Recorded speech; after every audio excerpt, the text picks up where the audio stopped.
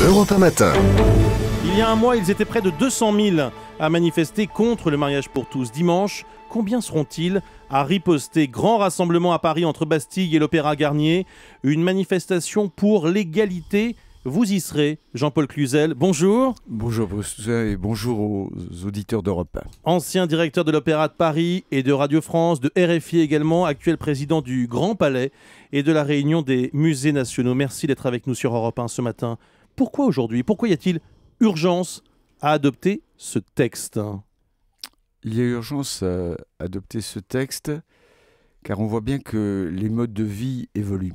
Aujourd'hui, des personnes qui s'aiment d'une manière stable, d'une manière durable, s'ils sont hommes et femmes, ils ont le choix entre l'union libre, ils ont le choix avec le Pacs, et ils ont le mariage.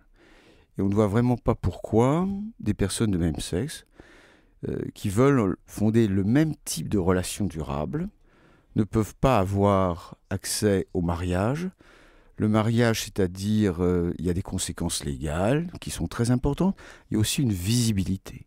Je crois que le fait de prononcer son union devant le maire, devant le représentant de la société, est quelque chose qui compte. Comment expliquez-vous que ça divise la société?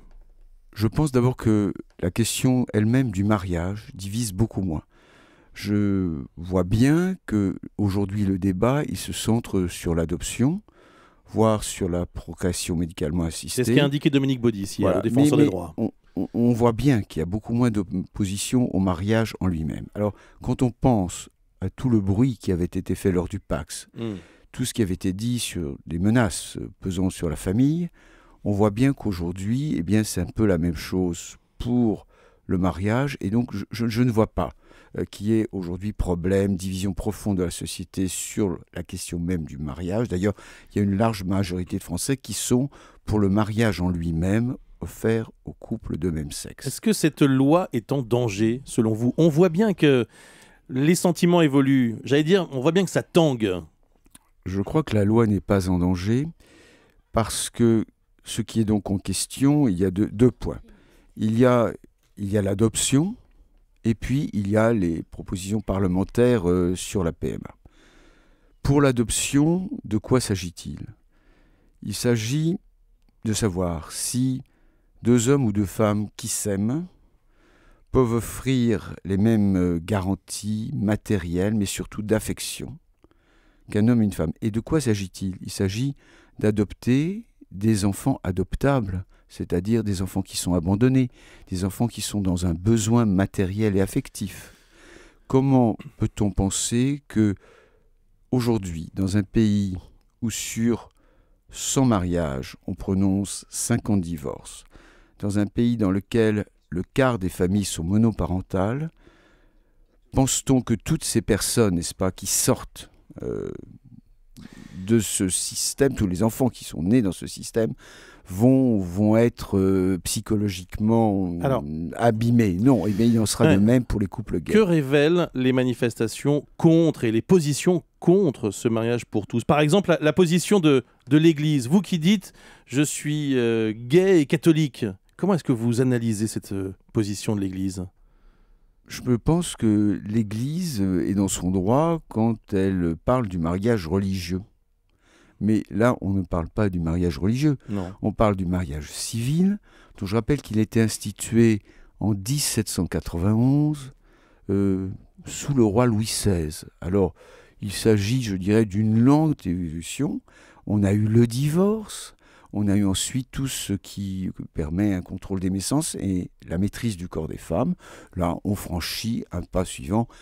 Je ne pense pas qu'il y ait révolution et je déplore que les églises confondent encore une fois ce qui est le domaine de Dieu. Le Christ a dit « Rendez à César ce qui est à César et à Dieu ce qui est à Dieu ». Il y a le domaine du civil et le domaine du religieux. Nous parlons du domaine du civil. Jean-Paul Cluzel, quelle est la part d'homophobie dans le combat des opposants au mariage pour tous? Il doit bien en avoir une bonne petite part. Une petite part seulement. J'ai dit une bonne petite part. Une bonne petite part. Je pense que pour l'avoir subi moi-même, pour voir combien, par exemple, nombreux de mes amis, ou même des gays, des lesbiennes dans la rue, ou des personnes qui travaillaient avec moi dans les entreprises que j'ai eu l'honneur de diriger, m'ont remercié d'être ouvertement gay parce que ça leur facilitait la vie vis-à-vis de leurs collègues ou de leur famille. Vous avez été victime d'homophobie? Moi pas, mais enfin, si des attaques, vous savez, quand vous Dans votre vie professionnelle? Quand vous entendez certains journalistes dire « vous n'allez tout de même pas obéir à ce PD », c'est pas forcément agréable. Dieu merci, la très grande majorité, enfin oui, l'immense majorité des journalistes de Radio France n'ont pas entendu ce genre d'appel. Ce sont des choses que vous avez entendues, qui ont été prononcées lorsque vous étiez à Radio France. Hélas, oui. Qu'est-ce que vous avez fait à ce Je moment-là? continuais. Ouais. Quand on attaque une femme, n'est-ce pas, parce qu'elle est une femme et qu'elle occupe un poste d'autorité, elle ne va pas changer de sexe. Bon, moi, je suis gay, j'ai continué ma vie, et surtout, j'ai continué d'affirmer que j'étais gay parce que je pense que ça aide des jeunes qui n'ont pas ma chance et qui se trouvent en but à l'hostilité, soit de leur famille, soit de leurs collègues de travail, soit des petits collègues d'école. Parce que les jeunes peuvent être très homophobes. Merci beaucoup Jean-Paul Cluzel, merci d'avoir été avec nous ce matin sur Europe 1. Dans un instant, Jérôme Commandeur.